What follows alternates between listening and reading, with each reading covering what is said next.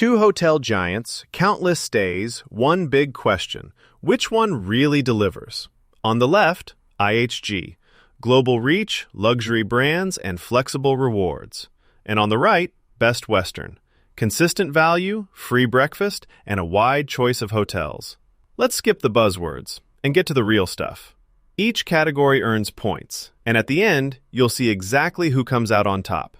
The result might not be what you expect. Okay, so here's the rundown of what we're looking at. Global presence, brand variety, rewards rate, credit card perks, amenities, elite status, and then app and booking experience. It's a lot, but hey, this should give you a solid mind map so you know exactly where each chain shines, or not so much. Starting off with global presence, so IHG first. They're huge, like over 6,000 hotels in more than 100 countries. That's wild.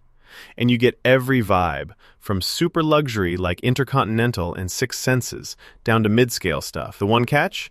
Some regions still have kinda patchy coverage. Now, Best Western, they've got around 4,200 hotels in 80 different countries. Honestly, that's solid, and especially strong in North America and Europe. But you will notice, not as many luxury choices if you're into that. So if we're talking pure reach and brand diversity, IHG pretty much takes it here. Next up, brand variety. IHG flexes hard, more than 17 brands, and they really try to hit every market from budget all the way up to the top tier. Holiday Inn, Crown Plaza, Intercontinental, there's a lot.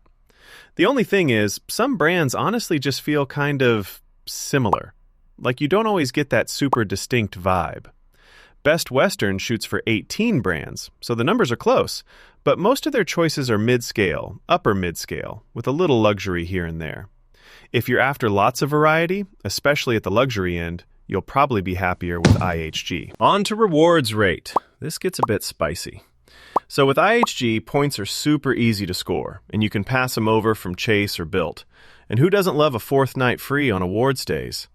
But, and this is kind of a buzzkill, their rewards rate is not the best. It averages out to just about 5.2% back, and honestly, points feel a bit meh in value. Now, Best Western, here's where they come in hot. You get a much higher rewards rate, and with their credit card, you can rack up to 20 points per dollar, plus free breakfast at loads of locations. Not bad at all. Downside? Fewer transfer partners. Still, for pure rewards potential, Best Western grabs the win in this one. Oh, and here's something cool. Did you know IHG actually has more than 17 brands under their name, while Best Western clocks in with 18 brands across the board? So if you ever get bored booking the same old thing, maybe try switching it up next time. All right, let's talk credit card perks. I mean, if you love stacking benefits.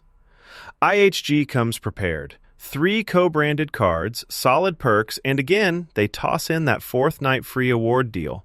Plus, you can transfer points from Chase or Bilt. Only bummer is the annual fees can get a bit high.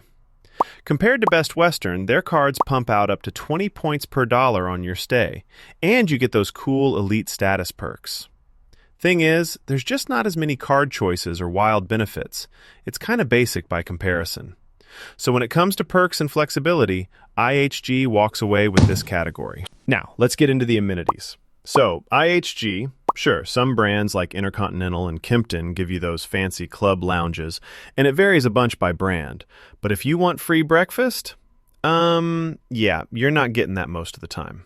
Best Western, on the other hand, this is their sweet spot. Hot breakfast, on the house, almost everywhere. And you get free Wi-Fi, laundry, decent bedding.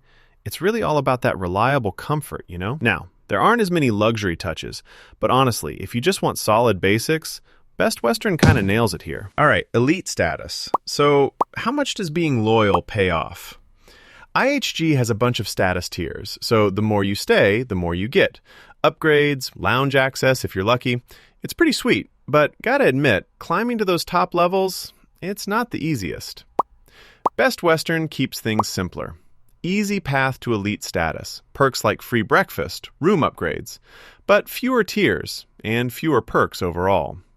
So if you want the most rewards and upgrades, IHG quietly snags the lead. Last one, app and booking experience. Okay, so IHG's app is actually pretty slick. Booking is flexible, there's a nice calendar view, and you can filter for stuff like lounge access.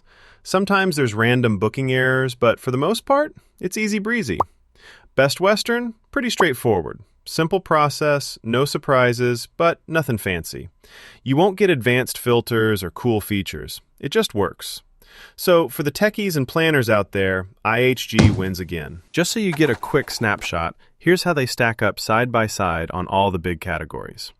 You can probably guess, IHG's dominating on reach, variety, and perks, while Best Western pops up strong in amenities and rewards rate. It's pretty close in a couple areas, so honestly, depends what you value most. So, what's my take?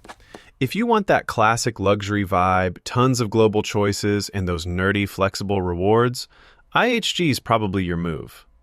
But if you're a fan of plain good value, consistent free breakfast, and never wanting to fuss over status, Best Western just nails it. At the end of the day, IHG is going to win for most frequent travelers, especially anyone chasing elite benefits or fancy locations.